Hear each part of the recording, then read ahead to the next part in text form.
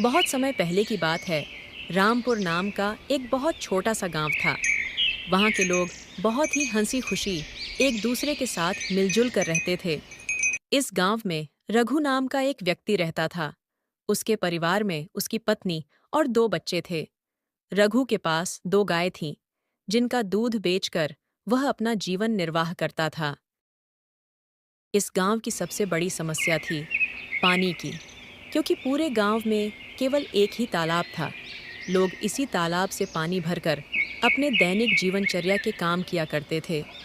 गांव में और कोई पानी का साधन न होने की वजह से गांव के लोगों को इसी तालाब के पानी पर निर्भर रहना पड़ता था। हालांकि गांव के लोग अपनी इस जिंदगी से खुश थे, लेकिन एक दिन जब गांव के कुछ लोग तालाब पर पानी भरने जाते हैं, तो देखते हैं कि तालाब में बड़े बड़े मगरमच्छों ने कब्जा कर लिया है।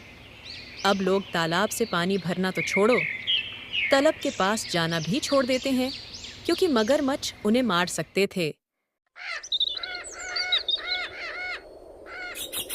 लेकिन प्यास ने लोगों को इतना मजबूर कर दिया कि थोड़े दिन बाद कुछ लोगों ने हिम्मत करके उस तालाब से पानी लाने की कोशिश की, मगर तालाब के मगरमच्छ उन्हें भी मार कर खा गए। और इस घटना से पूरे गांव में भय और हड़कंप मच गया। अरे देखो भाई लोग, तालाब के इन बड़े बड़े मगरमच्छों ने हमारे गांव के दो लोगों को मार दिया। अगर ऐसा ही चलता रहा तो धीरे धीरे यह पूरा गांव खत्म हो जाए। हाँ भाई मगरू, अगर हम इन मगरमच्छ के निवाले नहीं भी बने तो भी बूंद बूंद पानी को तरस तरस कर मर जाएंगे। हाँ भाई, लोग ये तो बहुत बड़ी समस्या हो गई है। अगर हम तालाब के पास जाएंगे तो ये मगरमच्छ हमें मार डालेंगे, लेकिन बिना पानी के हमारा गुजारा कैसे होगा? हमें कुछ करना पड़ेगा। तुम सही कह रहे हो रघु। हमें तुरंत पंचायत बुलानी चाहिए और सरपंच जी को बताना चाहिए। हाँ चलो, सरपंच जी के पास चलते हैं, अब वही कुछ कर सकते हैं। गांव के लोग मिलकर पंचायत में सरपंच जी के पास जाते हैं और अपनी समस्या बताते सरपंच हैं। जी, आपको तो पता ही कि हमारे गांव पर कितनी बड़ी मुसीबत आ गई है। तालाब में मगरमच्छ आ गए हैं और गांव के दो लोगों को खा भी चुके हैं। अगर हम तालाब के पास गए तो हमारी जान को खतरा है। हाँ सरपंच जी, और बिना पानी के भी हमारा जीना मुश्किल हो गया है। अब आप ही इसका कोई समाधान बताइए। हाँ भाइयों, यह समस्या सच में गंभीर है और हमें इसका कोई समाधान निकालना होगा। एक व्यक्ति है जो हमें इस समस्या से निकलने के लिए कोई बेहतर सुझाव दे सकता है। वो कौन है सरपंच जी? वह है मुखिया रामलाल। हमें इस बारे में रामलाल से बात करनी चाहिए। वह गांव के सबसे अक्लमंद इंसान है और वह इस समस्या का कोई ना कोई हल निकाल ही लेंगे। मोहन और बिरजू, तुम दोनों मुखिया के घर जाओ और उनसे कहो कि सरपंच जी ने उन्हें तुरंत याद किया है। दोनों सेवक मुखिया के घर जाते हैं और मुखिया को ले आते हैं। कहिए सरपंच जी, आपने मुझे कैसे याद किया? रामलाल, हमारे गांव के तालाब पर मगरमच्छों ने कब्जा कर लिया है और लोगों को पानी के लिए बहुत समस्या हो रही है। अब तुम ही इनकी समस्या का कोई समाधान निकालो। मुझे तो कुछ समझ ही नहीं आ रहा, आखिर उन मगरमच्छों से कैसे छुटकारा पाया जाए। मुखिया गहरी सोच में पड़ जाता है और फिर उसको एक उपाय सूझता है और वह सरपंच जी से कहता है। सरपंच जी, मगरमच्छों से लड़ना तो आसान है नहीं, इसलिए हमें एक दूसरा तालाब बनाना होगा। ये काम भी आसान नहीं होगा, लेकिन अगर हम सब मिलकर मेहनत करेंगे तो नया तालाब जल्दी ही बन जाएगा। मुखिया जी, आप बिल्कुल सही कह रहे हैं। हम सब मिलकर मेहनत करेंगे और नया तालाब बनाएंगे। हाँ, हमें मिलकर काम करना होगा। इस समस्या का यही समाधान है। चलो फिर कल से ही हम नया तालाब खोदने का काम शुरू करते हैं। सभी गांव वाले मिलकर काम करेंगे तो पानी की समस्या से जल्द ही निजात पाएंगे। गांव वाले मुखिया जी के सुझाव से सहमत होते हैं और अगले दिन से ही तालाब खोदने का काम शुरू कर देते हैं। कुछ ही दिनों की मेहनत और मशक्कत के बाद आखिरकार गांव के लोगों ने मिलकर एक बहुत ही गहरा तालाब खोद लिया। बस फिर क्या था, वर्षा रथ का मौसम भी आ गया और गांव में जोरदार बारिश शुरू हो गई। बारिश से वह तालाब लबालब पानी से भर गया, जिसे देख गांव के लोग बहुत खुश हुए। अरे रघु, यह देखो हमारा तालाब कैसे पानी से भर गया है। अब हमें पानी के लिए उस मगरमच्छ वाले तालाब में जाने की जरूरत नहीं पड़ेगी। हम यही पास के तालाब से पानी भर लिया करेंगे। हाँ काका, आज मैं बहुत खुश हूँ। आखिरकार हमारे गांव को इस पानी की समस्या से निजात मिल ही गया।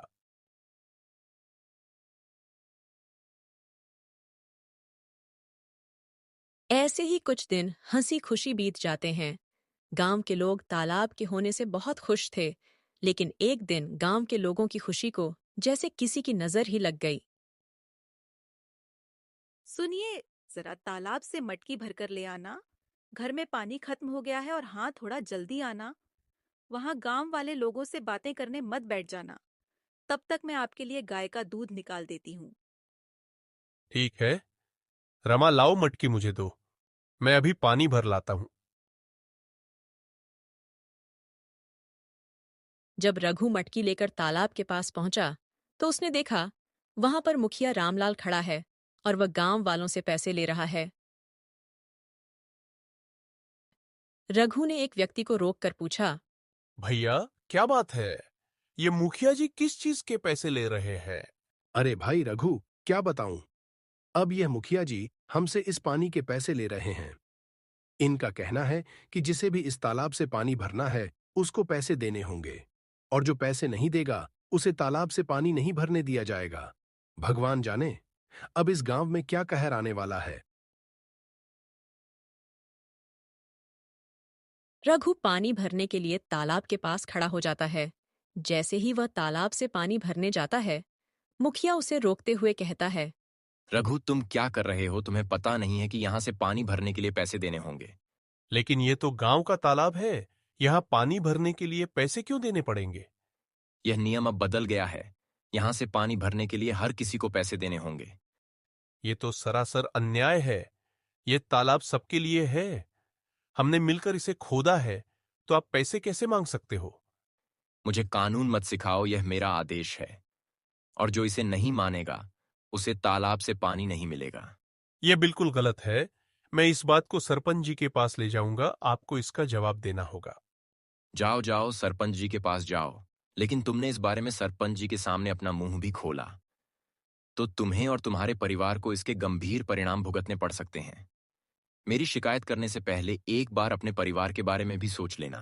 रामलाल से पंगा लेना तुम्हारे परिवार पर भारी पड़ सकता है। रघु सोच में पड़ जाता है और पैसे देने को मजबूर, क्योंकि वो जानता था कि मुखिया से पंगा लेना आसान नहीं।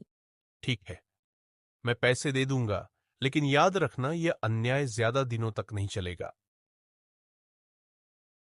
रघु मजबूरी में पैसे देकर पानी भरता है और वहां से चला जाता है।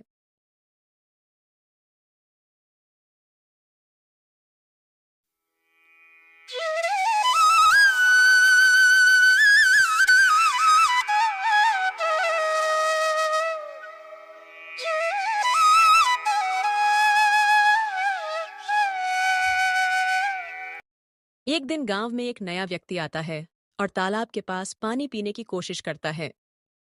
यह तालाब तो काफी बड़ा है। यहां से पानी पी लेता हूं। प्यास बहुत लगी है और गर्मी भी बहुत है।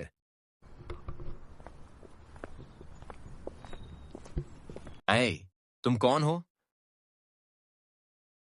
नमस्ते, मैं एक यात्री हूं और बहुत प्यासा हूं। बस थोड़ा पानी पीने के लिए रुका हूं। यहाँ पानी पीने के लिए रुक गए? तो सुनो, यहाँ पानी पीने के लिए पैसे देने होंगे। पैसे? लेकिन पानी पर तो सभी का हक है, और ये तो सरकारी तालाब है। फिर पानी के लिए पैसे क्यों देने पड़ेंगे? यह सरकारी तालाब नहीं, यह हमारा तालाब है। यहाँ पानी पीना है तो पैसे देने होंगे, नहीं तो चलते बनो और मुझे कानून मत सिखाओ। यह मेरा इलाका है और यहाँ मेरे नियम चलते हैं।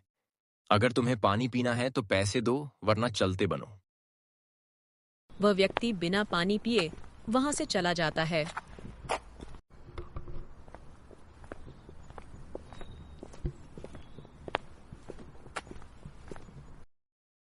और सीधे सरपंच जी के घर पहुंचता है।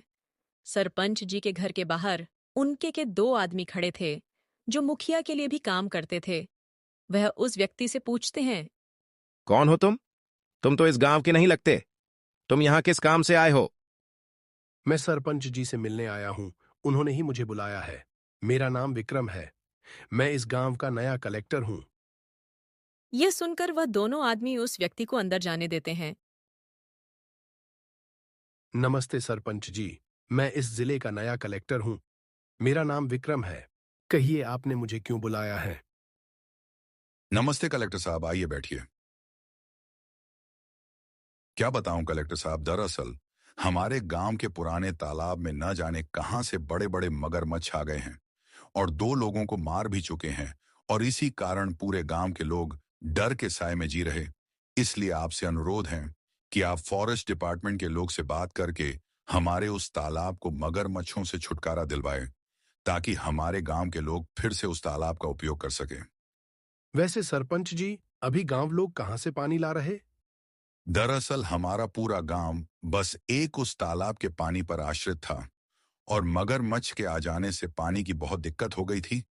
तो हमने गांव में एक नया तालाब खुदवा लिया, जिससे अब गांव के लोग उस नए तालाब के पानी से अपना गुजर बसर कर रहे। अच्छा, और आपको व्यवसाय का नया रोजगार भी मिल गया है? सरपंच जी, मुझे ये समझ नहीं आ रहा कि जब आपको नए तालाब का पानी बेचकर मुनाफा हो रहा, तो भला आप पुराने तालाब से मगरमच्छ क्यों हटवाना चाहते हैं? कलेक्टर, ये क्या बोल रहे हो? भला मैं पानी क्यों बेचूंगा, जबकि मैं जानता हूं कि गांव वाले कितनी परेशानी में हैं। आखिर बात क्या है? सरपंच जी, दरअसल मैं गांव के तालाब पर गया था और प्यास लगने पर पानी पीने की कोशिश की, लेकिन मुझे पानी पीने से मना कर दिया गया और पानी पीने के लिए पैसे मांगे गए। वहां मौजूद एक व्यक्ति ने मुझे साफ मना कर दिया और कहा कि बिना पैसे दिए पानी नहीं मिल सकता। क्या? ऐसा किसने किया? वहां मौजूद एक व्यक्ति ने मुझे साफ मना कर दिया और कहा कि बिना पैसे दिए पानी नहीं मिल सकता। मुझे माफ कीजिए कलेक्टर साहब, मुझे इस बारे में कुछ नहीं पता। मैं तुरंत इस मामले की जांच करूंगा। सरपंच गुस्से में बाहर खड़े मुखिया के दोनों आदमी को अंदर बुलाते हैं। हमारे गांव में ये क्या चल रहा है? तुमने मुझे इसकी खबर क्यों नहीं दी? मैंने तुम दोनों को किस काम के लिए रखा है? अब तुम सीधे सीधे यह बताओ कि यह जो कलेक्टर कह रहे हैं वह क्या सच है? मालिक, आप किस बारे में बात कर रहे हैं? कलेक्टर साहब का कहना है कि हमारे गांव के तालाब पर गांव के लोगों से पानी के पैसे लिए जा रहे हैं। सच सच बताओ मुझे। जी जी, जमींदार साहब, वह मुखिया रामलाल हैं जो गांव वालों से पानी भरने के पैसे ले रहे हैं।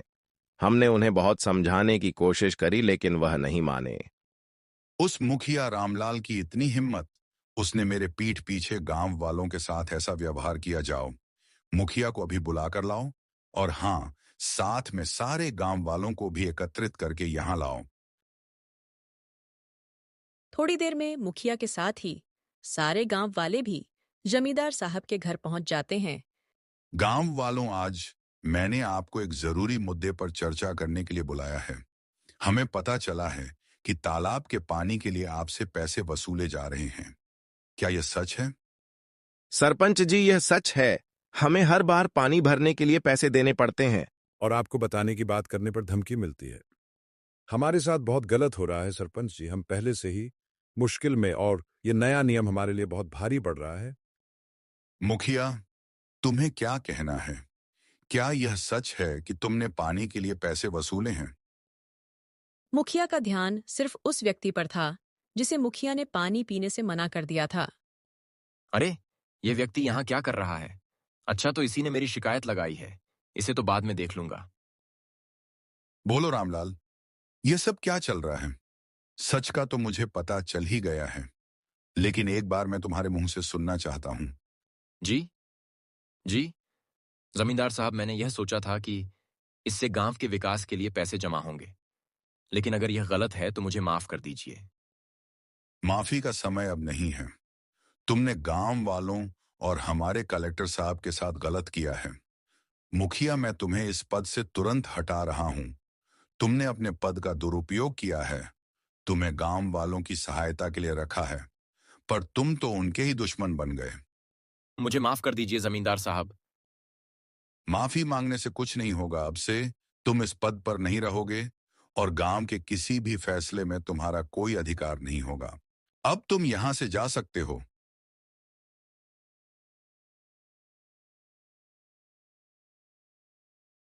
धन्यवाद जमींदार साहब, आपने हमें न्याय दिलाया, और कलेक्टर साहब आपका भी बहुत बहुत धन्यवाद। गांव वालों, मुझे खेद है कि आपको ऐसी कठिनाइयों का सामना करना पड़ा।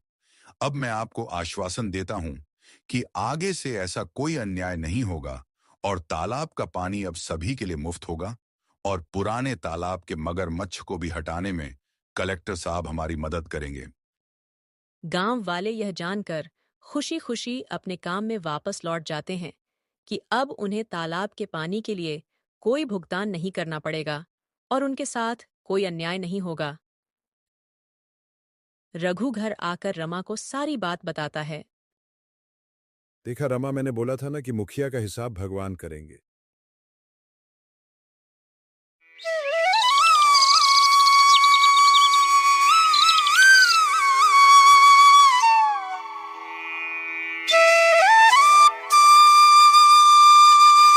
एक समय की बात है, विष्णुपुर नाम का एक सुंदर सा गांव था।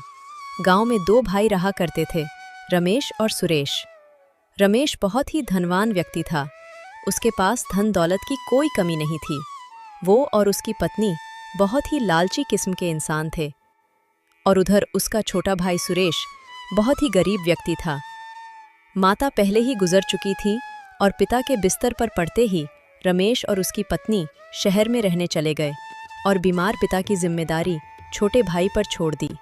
सुरेश बहुत ही मेहनती और संतोषी व्यक्ति था। वह अपने गांव की जमीन पर ही सारा दिन मजदूरी करता ताकि वह अपना गुजर बसर कर सके। सुनो, पिताजी की दवाइयाँ खत्म हो गई हैं। हाँ सुनीता, मुझे याद है, पर मेरे पास इतने पैसे नहीं कि मैं दवा खरीदूं। तो अब हम क्या करेंगे? आप एक काम करो, भैया के पास खबर भेजवा दो कि वो पिताजी की दवाइयाँ भिजवा दे। आखिर पिताजी उनकी भी जिम्मेवारी है। बड़े भाई रमेश ने शहर में बसने के लिए पिता का आधा से अधिक धन ले लिया था और कभी-कभी गांव अपने पिता से मिलने आया करता था। सुनो, मैं सोच रहा हूँ कि कल हम गांव पिताजी से मिलने चले जाए। क्यों? अभी पिछले महीने ही तो हम उनसे मिलने गए थे। फिर जाएंगे तो खर्च बढ़ जाएगा और वो लोग कोई ना कोई और खर्च बता देंगे। अरे वो सब थोड़े बहुत तो खर्च करने ही होंगे। पिताजी को ये नहीं लगना चाहिए कि उनकी देखभाल सिर्फ सुरेश और उसकी पत्नी कर रहे हैं, इसलिए हमें भी समय समय पर मिलने जाना चाहिए। अभी पूरा बंटवारा भी नहीं हुआ है और कहीं पिताजी सारी जमीन सुरेश के नाम न कर दे। और मैंने सुना है कि सुरेश की गेहूं की फसल बहुत अच्छी आई है। चलो जरा देख कर आते हैं और थोड़ा बहुत लेकर भी आएंगे। ये तो आप ठीक बोल रहे हो। ठीक है, फिर कल ही हम गांव चलते हैं। रमेश इतना सारा धन पाकर भी खुश नहीं था। उसके मन के कोने-कोने में धन की लालच भरी हुई थी। उसके पास जितना ही धन था, उसे उतना ही कम दिखाई पड़ता था और उसकी नज़र अब अपने छोटे भाई सुरेश की जमीन पर थी।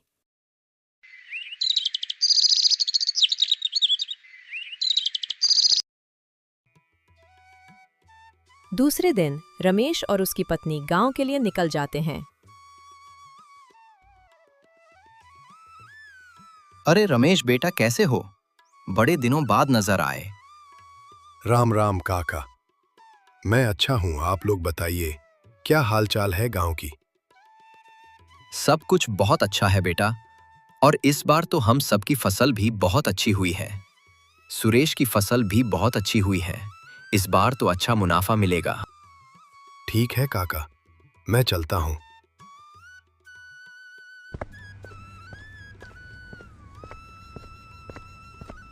अरे सुनो, घर तो पीछे निकल गया। हम खेत तक क्यों जा रहे हैं? गौरी, चलो पहले खेत पर चल के फसल ही देख लिया जाए।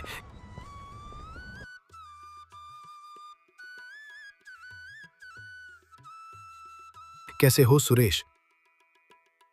अरे भैया, अचानक आ गए। हाँ भाई, मैंने सोचा पिताजी की दवाइयाँ खत्म हो गई होगी, तो बस वही लेकर आ गया। पिताजी कैसे हैं?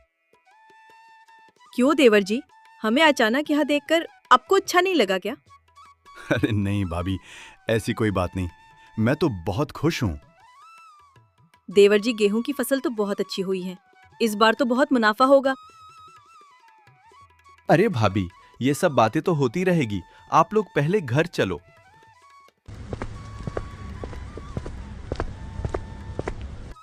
सब घर पहुंचते हैं। सुनीता उनकी खातिरदारी करती है। पिताजी कैसे हैं? देखिए, मैं आपकी दवाइयाँ ले आया हूँ।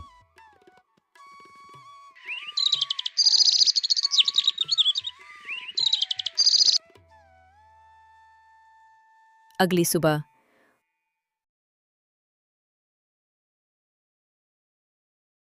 क्या हुआ सुनीता?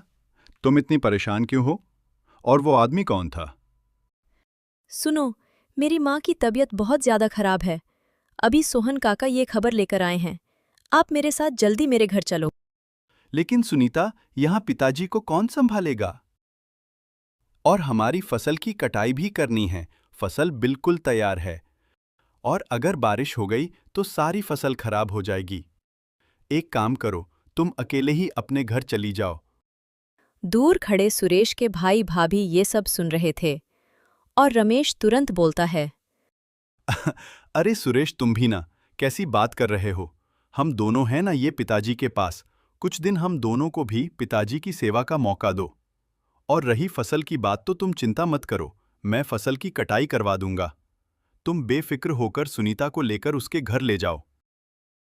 ठीक है भैया, आप लोगों पिताजी का अच्छे से ध्यान रखना। मैं जल्दी आ जाऊंगा। सुरेश और सुनीता तुरंत निकल जाते हैं। तुम्हारा दिमाग तो खराब नहीं हो गया ना? भाला इस बुड्ढे का ख्याल कौन रखेगा? मुझसे तो उम्मीद भी मत रखना। अरे गौरी, तुम भी ना कुछ नहीं समझती हो। मैं तो इस समय का इंतजार कर रहा था। मैं कुछ समझी नहीं। सुनो, सुरेश की फसल कटाई के लिए बिल्कुल तैयार है। मैं आज ही सारी फसल कटवा कर बेच दूंगा। और फसल बेचकर जितने भी पैसे मिलेंगे उसमें से कुछ सुरेश को दे दूंगा। आपने तो बहुत दूर की सोच ली। ठीक है, अब जल्दी खेत पर जाओ और फसल की कटाई करवाओ। सुरेश पहले गांव के लोगों से मिलता है और फसल का भाव पता करता है। फिर सारी फसल कटवाकर उसे बेच देता है।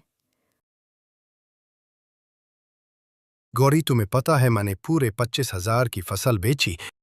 सोचो, हमें तो इतने सालों से पता ही नहीं था कि सुरेश भैया फसल बेचकर इतने पैसे कमाते हैं। सुनो, भी सारे पैसे उन्हें मत दे देना। नहीं नहीं, मैं भला उसे सारे पैसे क्यों दूंगा? इतने सालों से सारा मुनाफा तो सुरेश ही रख रहा था ना।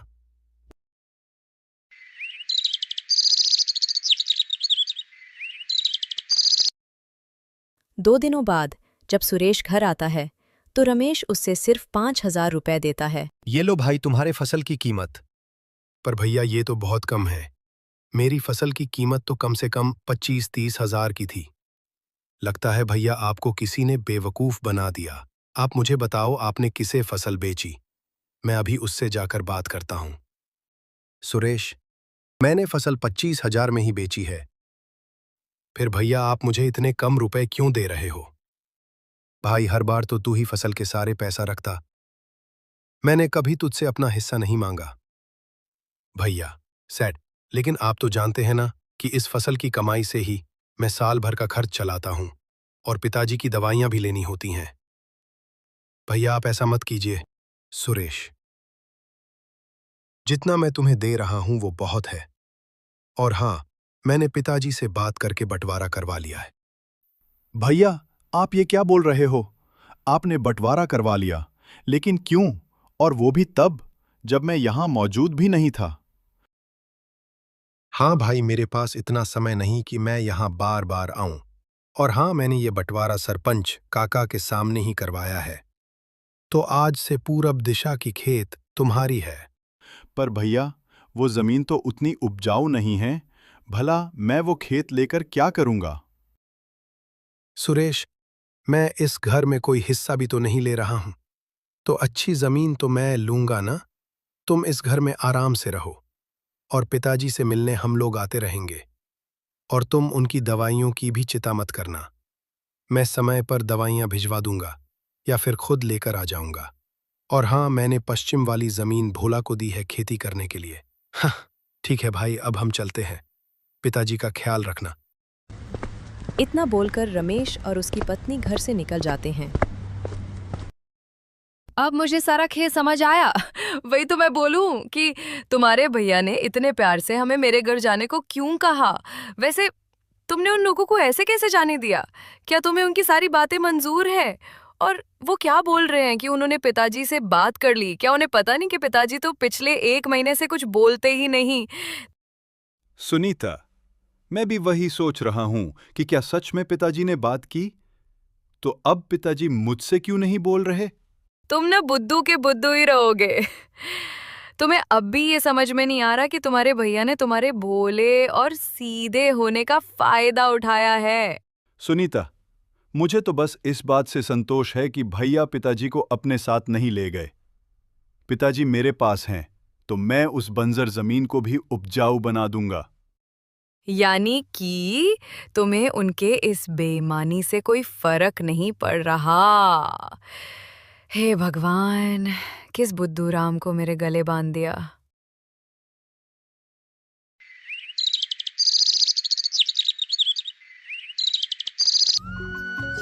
अगली सुबह सुरेश एक नई उम्मीद के साथ अपने खेत के लिए निकल जाता है। खेत की हालत देखकर वो थोड़ा परेशान होता है। इस खेत की जमीन की हालत तो बहुत खराब है, लेकिन मैं हार नहीं मानूंगा और अपनी मेहनत से इस खेत को भी सोना बना दूंगा।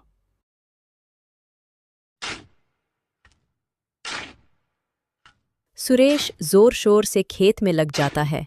तभी गांव के सरपंच उधर से निकल रहे थे। अरे सुरेश, तुम इस बंजर जमीन पर क्या कर रहे हो? सरपंच की बात सुनकर सुरेश को कुछ समझ नहीं आता और वो बोलता है। सरपंच जी, आप ऐसा क्यों बोल रहे, जैसे आपको कुछ पता ही नहीं? आपके सामने ही ना रमेश भैया ने हमारा बंटवारा करवाया और मेरे हिस्से में ये खेत दे दी। ये तुम क्या बोल रहे हो सुरेश? मैं तो रमेश से मिला भी नहीं। लगता है उसने तुम्हारे भोलेपन का फायदा उठा लिया और तुम्हें ये बंजर जमीन दे दी। अगर तुम चाहो तो पंचायत में शिकायत कर सकते हो।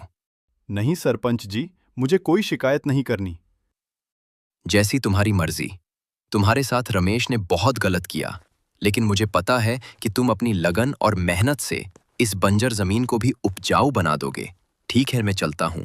और हाँ, अगर कोई मदद चाहिए तो मेरे पास जरूर आना। यानी कि सुनीता बिल्कुल ठीक बोल रही थी कि भैया ने मुझे धोखा दिया, लेकिन मैं ये बात सुनीता को नहीं बताऊंगा।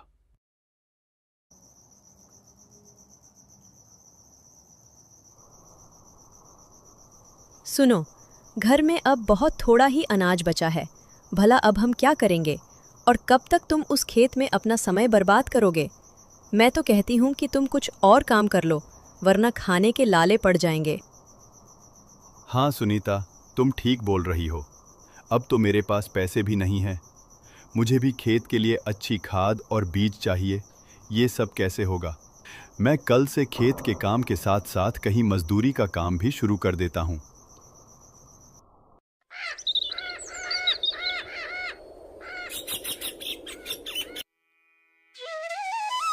अगली सुबह सुरेश दोपहर तक खेत पर काम करता है और फिर बाजार पर सेठों की दुकान पर मजदूरी करके रोज कुछ पैसा कमाता है, जिससे रोज की दाल रोटी का सामान आ सके।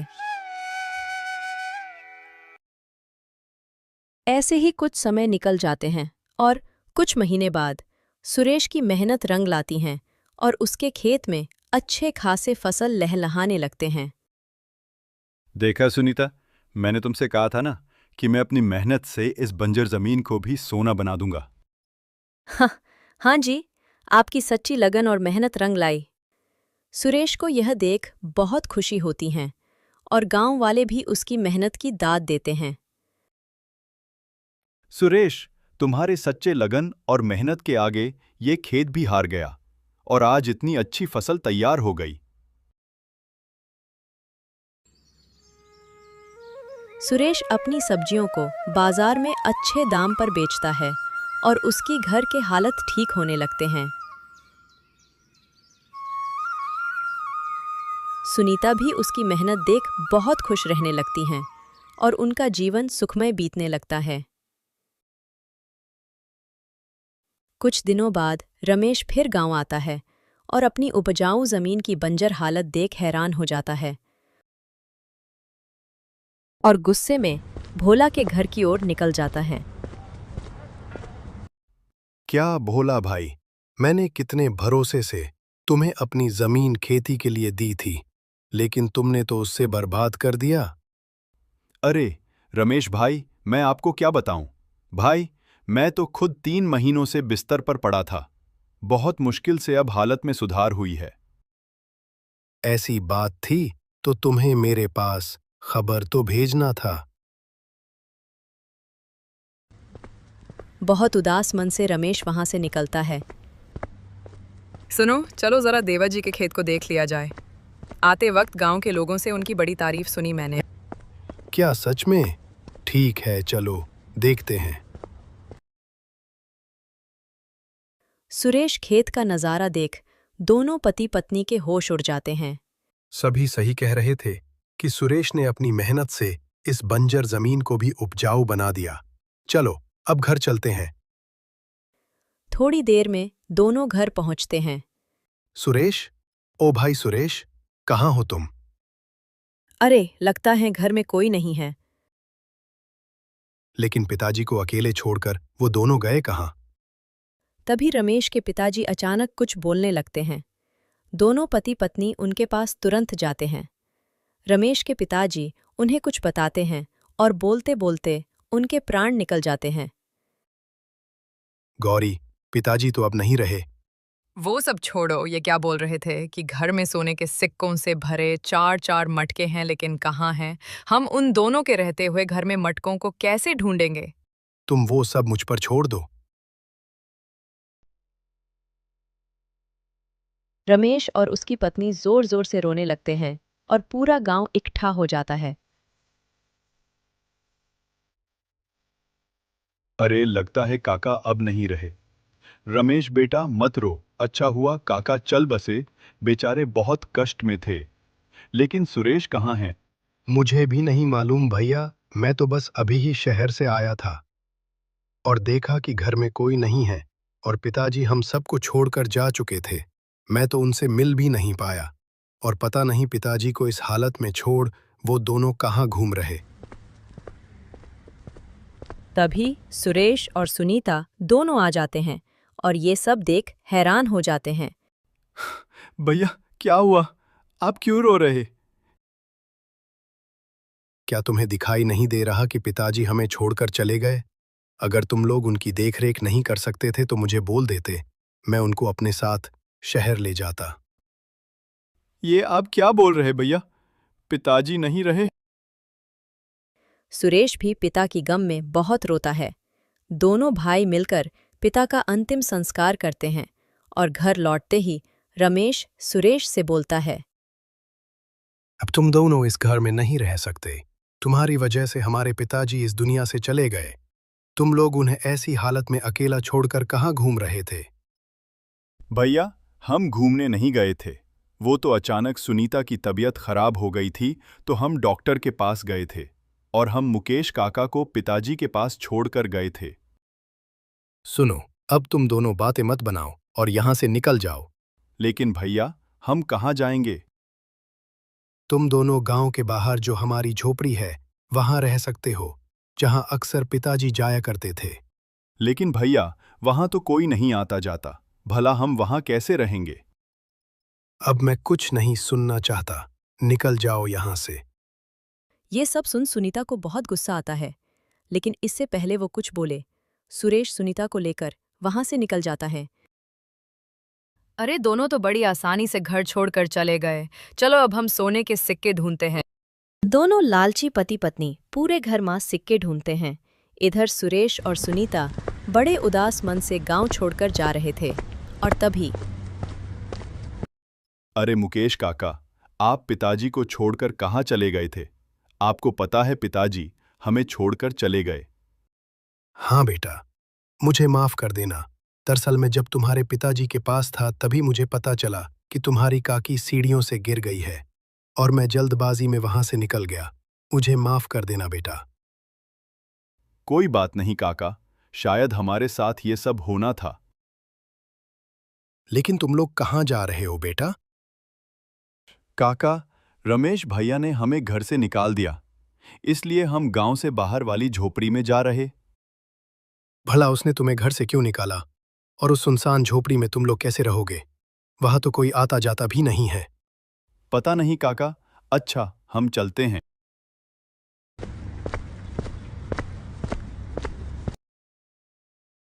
दूसरी तरफ दोनों पति पत्नी सिक्के ढूंढते ढूंढते थक जाते हैं। अरे, आखिर पिताजी ने वो मटके कहाँ छुपाए होंगे? हम भी कितने बुद्धू हैं। अगर वो सामने होते तो क्या सुरेश और सुनीता को नहीं दिखते? जरूर वो जमीन के नीचे गड़े होंगे। हाँ हाँ, शायद तुम ठीक बोल रही हो। रुको, मैं कुदाल लेकर आता हूँ। दोनों मिलकर पूरा घर कोड़ डालते हैं, लेकिन सिक्के कहीं नहीं मिलते। इधर सुरेश और सुनीता झोपड़ी में पहुंचते हैं। सुनीता, क्या तुम मुझ पर गुस्सा नहीं हो? आप ऐसा क्यों बोल रहे? तुमने एक बार भी मेरे फैसले का विरोध नहीं किया। मेरे एक बार बोलने पर ही तुम मेरे साथ इस झोपड़ी में रहने चली आईं। मैंने एक बार तुम्हारे फैसले पर सवाल उठाकर गलती कर चुकी है। अब फिर से वो गलती नहीं कर सकती। मुझे तुम पर और तुम्हारी मेहनत पर पूरा भरोसा है। लेकिन सुनीता, मैं अब अंदर से टूट चुका हूं। मुझे एक ही बात बार बार सता रही है कि कहीं सच में हमारी लापरवाही के वजह से तो पिताजी की जान नहीं चली गई। तुम ना कुछ ज्यादा सोच रहे हो। इतना मत सोचो और अंदर चलो। तभी वहां गांव के सरपंच आ जाते हैं। सुरेश बेटा, माफ करना, मैं तुम्हारे पिताजी के अंतिम संस्कार में शामिल नहीं हो पाया।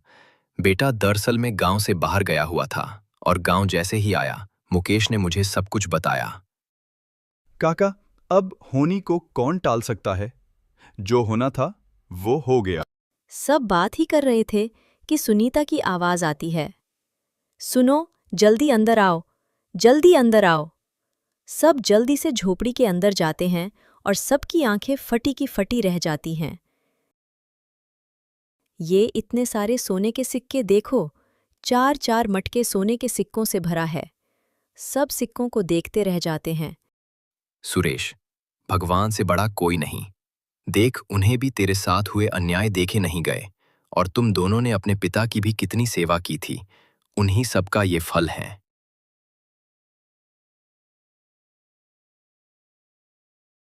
सारी ये बात पूरे गांव में फैल जाती है।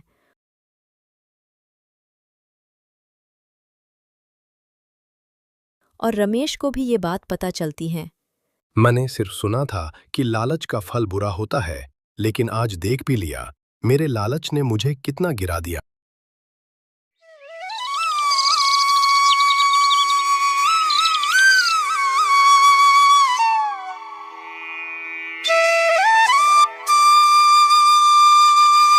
बहुत समय पहले की बात है। एक छोटे से गांव में 2 बहनें रहती थीं। एक का नाम अनीता और दूसरे का नाम सुनीता था। अनीता की माँ बचपन में ही चल बसी थी, इसलिए उसके पिता ने दूसरी शादी कर ली थी। सौतेली माँ अनीता को बिल्कुल प्यार नहीं करती थी। हर वक्त उसे डांटते रहती थी। कहाँ मर गई थी तू? कब से बोल रही हूँ कि आटा पिसाला, और तू अभी तक जंगल में है। क्या बस दिन भर घूमने के लिए पैदा हुई है? माँ, मैं पानी भरने गई थी और फिर सूखी लकड़ी भी ले आई। मुझे बहाने मत सुना। जब देखो तब रोनी सूरत लेकर खड़ी रहती है। न घर का काम ढंग से करती है, न खेत का। अब जल्दी जाकर गेहूं पिसवा ला।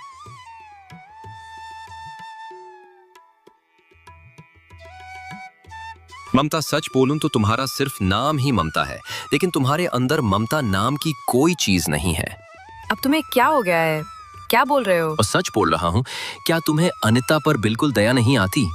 बेचारी बच्ची सारा दिन घर का और बाहर का काम करती रहती हैं, और फिर भी तुम उसे 4 बातें और सुनाते रहती हो। तुम कभी सुनीता को कोई काम क्यों नहीं करने बोलती? वो तो सारा दिन गांव में घूमती रहती है। कभी उससे भी घर का कुछ काम करवा लिया करो। सुनो, तुम अपना काम करो, मुझे ज्यादा भाषण मत दो। अनीता, तुम क्या कर रही हो?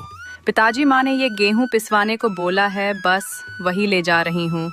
बेटा, मुझे कभी कभी बहुत पछतावा होता है कि मैंने तो ये दूसरी शादी तेरे लिए की थी कि तुझे एक माँ मिल जाएगी, लेकिन मुझे नहीं पता था कि मैं ये शादी करके तेरी जिंदगी और बर्बाद कर रहा हूँ।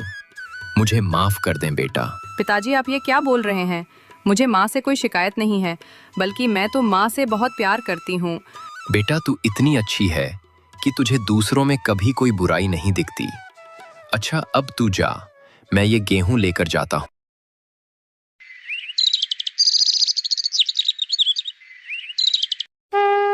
सुबह होते ही अनीता सबसे पहले मंदिर जाती और घर वापस आकर घर का सारा काम करती और दोनों माँ बेटी सारा दिन गांव में घूमती रहती थी।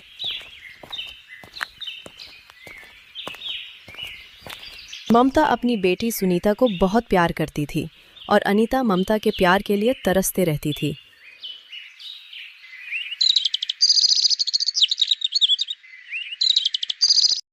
कुछ महीनों बाद ममता ने दोनों बेटियों की शादी कर दी। ममता ने अनीता की शादी एक गरीब किसान से किया और अपनी बेटी की शादी गांव के अमीर साहूकार के बेटे से कर दी। अनीता का पति बहुत ही मेहनती किसान था। वो सारा दिन बहुत मेहनत करता, तब जाकर रात के खाने के लिए कुछ सामान लापता था। सुनो जी, मैं सोच रही हूँ कि सिर्फ खेती से हमारा गुजारा करना बहुत मुश्किल है। आप बोलो तो मैं घर पर ही सिलाई का काम शुरू कर दूं क्या? मुझे सिलाई बहुत अच्छे से आती है। अनीता, मुझे पता है मैं तुम्हारी जरूरतों को पूरा नहीं कर पाता। ये आप क्या बोल रहे हैं? मुझे किसी चीज़ की ज़रूरत है ही नहीं। वो तो मैं सारा दिन घर बैठे रहती हूँ, इसलिए सोचा कि कुछ कम कर लूँ। 2 पैसे भी घर में आ जाएंगे। ठीक है अनीता, तुम्हें जैसा ठीक लगे।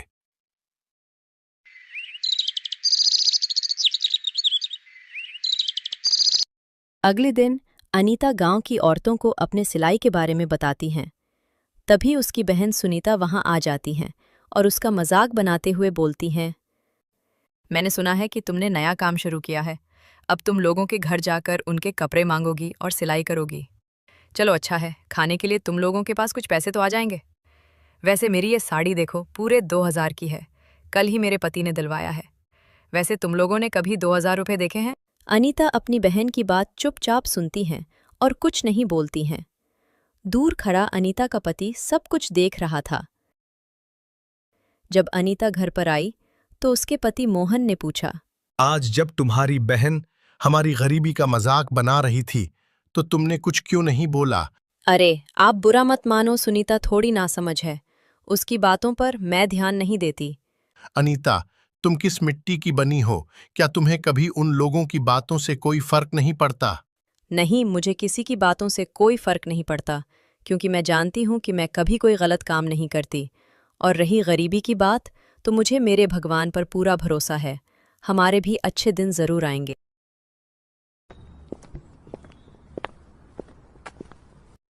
अनीता बहुत लगन और मेहनत से अपना काम करने लगी। धीरे धीरे उसका काम बहुत बढ़ने लगा और लोगों को भी उसका काम बहुत पसंद आने लगा। अनीता सिलाई का काम अपने हाथों से ही करती थी, लेकिन अब काम ज्यादा होने के कारण उसे एक सिलाई मशीन की जरूरत होने लगी। एक दिन उसने अपने पति से बोला, सुनिए, मुझे अब एक सिलाई मशीन लेनी होगी। आपको तो पता ही है कि मेरे पास अब बहुत ज़्यादा सिलाई के कपड़े आने लगे हैं और हाथों से सिलाई करने में ज़्यादा समय लगता है। मैंने कुछ पैसे तो जोड़ लिए हैं, मशीन के लिए थोड़े बहुत आपके पास हैं, तो लगाकर एक मशीन ले आइए। अनीता, तुम्हें तो पता है कि खेती से मैं कितने पैसे जोड़ पाता हूँ। जो थोड़े बहुत पैसे मेरे पास है भी तो हमारे घर खर्च के लिए है। तुम्हें तो पता है कि खेती में रोज तो आमदनी होती नहीं। आपकी बात सही है, हम सारे पैसे मशीन पर खर्च नहीं कर सकते। मैं एक काम करती हूँ, अपने पिताजी से कुछ पैसे मांग लेती हूँ और उन्हें हम धीरे धीरे चुका देंगे। पिताजी मुझे पैसे जरूर देंगे। दूसरे दिन अनीता बहुत उम्मीद के साथ अपने पिता के घर जाती और पिता को अपने काम के बारे में बताती हैं और बोलती है, पिताजी, मेरा काम बहुत अच्छा चल रहा, इसलिए मुझे एक सिलाई मशीन की आवश्यकता है, जिसके आ जाने से मेरा काम और बेहतर हो जाएगा। मैंने मशीन के लिए कुछ पैसे तो जोड़ लिए हैं, लेकिन कुछ पैसे कम पड़ रहे। पिताजी मुझे बोलते हुए बहुत झिझक हो रही है। क्या बेटा, बोल ना। क्या तुझे पैसे चाहिए? हाँ पिताजी, अगर आप थोड़े पैसे दे दें तो बहुत मदद हो जाएगी। मैं आपके पैसे धीरे धीरे चुका दूंगी। ये तू क्या बोल रही है? भला पिता के पैसे भी चुकाने पड़ते हैं? तो रुक, मैं अभी पैसे लेकर आता हूँ। अनिता के पिता पैसे लेने के लिए अंदर जाते हैं। तभी ममता, जो बाप बेटी की सारी बात सुन चुकी थी, वो आ जाती है और अनिता को भला बुरा सुनाने लगती हैं। क्या तुझे थोड़ी भी शर्म नहीं आती? क्या तेरा पति तुझे एक मशीन भी नहीं दिल सकता? इतना निकम्मा है तेरा पति। अनीता चुपचाप सब सुन रही थी। तभी उसके पिता वहां आ जाते हैं। ममता, तुम ये क्या बोल रही हो? चुप हो जाओ। हाँ हाँ, तुम तो मुझे ही चुप कराओगे। हमारे पीठ पीछे ये सब कुछ अपनी बेटी को ही दे देना। मैं और मेरी बेटी तो सौतेले हैं ना। नहीं माँ, मुझे कुछ नहीं चाहिए। मुझे माफ कर दीजिए। मुझसे गलती हो गई जो मैं पैसे मांगने आ गई। माँ, सिर्फ एक बात बोलना चाहूंगी। मेरे पति बहुत अच्छे और मेहनती इंसान हैं। मेरे पति के लिए कुछ बुरा मत बोलिए, क्योंकि आपने ही मुझे इतना अच्छा पति चुनकर दिया है। अनीता इतना बोलकर वहां से घर चली जाती है। अनीता घर आकर अपने कामों में लग जाती हैं। शाम को जब उसका पति खेत से लौटकर आता है तो अनीता से पूछता है, अनीता, क्या तुम पिताजी के घर पैसे मांगने गई थी? अनीता बहुत हिचकते हुए झूठ बोल देती है। नहीं, मैं नहीं गई थी। दरअसल मैंने सोचा कि मैं कुछ दिन और हाथों से ही सिलाई करके बचे हुए पैसे भी जोड़ लूंगी। अनीता, तुमने बहुत अच्छा किया। दरअसल मैं भी तुम्हें मना ही करने वाला था। कुछ दिनों के बाद मेरे भी फसल तैयार हो जाएंगे तो उन्हें बेचकर भी कुछ पैसे मिल जाएंगे, तब हम तुम्हारी सिलाई मशीन ले लेंगे। अब दोनों पति पत्नी अपने अपने कामों में जी जान से मेहनत करने लग जाते हैं।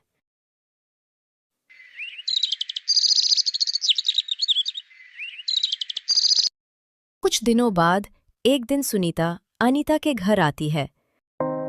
अनीता, अनीता, कहाँ हो तुम? अनीता सुनीता की आवाज सुनकर जल्दी से बाहर आती है। अरे सुनीता, तुम यहाँ? तुम्हें यहाँ देखकर बहुत खुशी हुई। आओ बहन, अंदर आओ। मैं कोई तुम्हारे घर बैठने नहीं आई हूँ।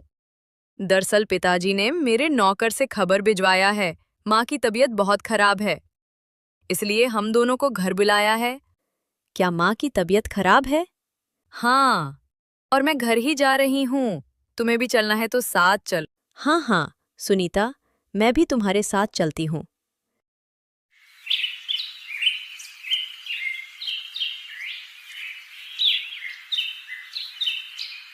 घर पहुंचते ही दोनों बहनों ने पिता पर सवालों की बौछार कर दी। पिताजी, क्या हुआ है माँ को? बताइए पिताजी, क्या हुआ है माँ को? आपने हमें पहले क्यों नहीं बताया? बेटा, डॉक्टर ने बताया कि तुम्हारी माँ की दोनों किडनियां फेल हो गई है। ये आप क्या बोल रहे हैं पिताजी? हाँ बेटा। तो पिताजी, इसका क्या इलाज है? डॉक्टर ने कुछ तो बताया होगा ना? बेटा, उन्होंने बोला है कि हमें जल्द से जल्द उसकी किडनी बदलवानी होगी। मैंने डॉक्टर से बोला कि आप मेरी एक किडनी ले लो, लेकिन उन्होंने मना कर दिया कि मेरी इस उम्र में ऑपरेशन सही नहीं। तो फिर पिताजी अब क्या करेंगे? सुनीता, डॉक्टर ने बोला है कि तुम ममता की अपनी बेटी हो, तो तुम्हारी किडनी उससे मैच करेगी। बेटा, क्या तुम दोगी अपनी माँ को किडनी? पिता की ये बात सुनकर सुनीता गुस्सा हो जाती है। पिताजी, ये आप क्या बोल रहे हैं? भला मैं इसी उम्र में एक किडनी दे दूं? अभी तो मेरी सारी जिंदगी बाकी है। अगर मुझे कुछ हो गया तो... नहीं पिताजी, आप कहीं और पता कीजिए। इतना बोलकर सुनीता घर से चली जाती हैं। अनीता चुपचाप बेबस पिता को देखती है और बोलती हैं, पिताजी, आप बिल्कुल परेशान मत हो। मैं अपनी एक किडनी माँ को दूंगी। अनीता की ये बात सुनकर उसके पिता उसे सिर्फ देखते रह जाते हैं। पिताजी, आप डॉक्टर से बात करके ऑपरेशन की तैयारी कीजिए। कुछ दिनों के बाद ऑपरेशन हो जाता है। ममता बिल्कुल ठीक हो जाती हैं और जब उसे पता चलता कि उसे अनीता ने अपनी एक किडनी दी है तो उसे बहुत ज़्यादा शर्मिंदगी महसूस होती है और वो अनीता से बोलती है, बेटिया, माफ कर दे मुझे। मैंने तुझे कभी माँ जैसा प्यार नहीं दिया, लेकिन आज तू मेरी बेटी से भी बढ़कर निकली। जब मुझे मेरी खुद की बेटी ने मारता हुआ छोड़ दिया, तब तुमने बिना कुछ सोचे मेरी जान बचा ली। आप तो मेरी माँ ही थी, बस आपने थोड़ा देर से महसूस किया। आज मैं इतना तो जान गई कि जरूरी नहीं कि हमेशा खून के रिश्ते ही अपने हों। अनीता ने अपनी अच्छाई से अपनी माँ का दिल जीत ही लिया। अनीता माँ का प्यार पाकर बहुत खुश होती हैं।